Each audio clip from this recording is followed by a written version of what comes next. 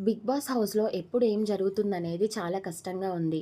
ప్రస్తుతం big boss హౌస్‌లో ఏడో వారానికి సంబంధించిన కెప్టెన్సీ కంటెండర్ టాస్క్ అయితే జరుగుతుంది. ఈ టాస్క్‌లో భాగంగా బిగ్ బాస్ ముందే చెప్పారు. ఎవరి దగ్గర ఎక్కువ డబ్బులు ఉంటే వాళ్ళే చివరగా కెప్టెన్సీ కంటెండర్‌గా నిలుస్తారని. ఇక ఇందులో భాగంగా తనుజ, సంజన డబ్బులు తీసేశారని చెప్పాలి. అయితే తనుజ ఏం చేసింది? హౌస్‌లో ఉన్న దివ్యకి అలాగే సుమన్ శెట్టి వీళ్ళు ముగ్గురు పనిచేసుకున్నారు. అయితే ఇక్కడ బిగ్ బాస్ దొంగతనం చెయ్యొద్దు అంటూ చెప్పలేదు.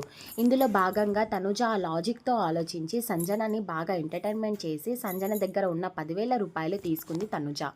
అయితే తనుజ దివ్య సుమన్ శెట్టికి కూడా పనిచేసింది. ఇక ఇందులో భాగంగానే రీతు తనుజ దగ్గరకు వచ్చి "నువ్వు నాకెందుకు డబ్బులు ఇవ్వలేదు? వాళ్ళిద్దరికి ఎందుకు ఇచ్చావంటూ చాలా పెద్ద గొడవ పెట్టింది రీతు.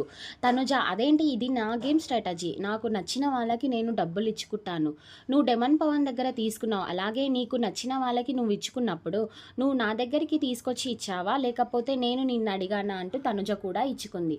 అయితే రీతు అంది "అంటే నువ్వు శిల్పతి గేమ్ ఆడుతున్నావా?" అంటే తనుజ నువ్వు ఒక దాన్ని ఉండిపోయావనుకుంటున్నావా? శిల్పతి గేమో లేకపోతే తొక్కలో గేమో ఏ గేమ్ అన్నా అనుకో. ఈ రోజు నుంచి తనుజ గేమ్ ఇలాగే ఉంటుంది.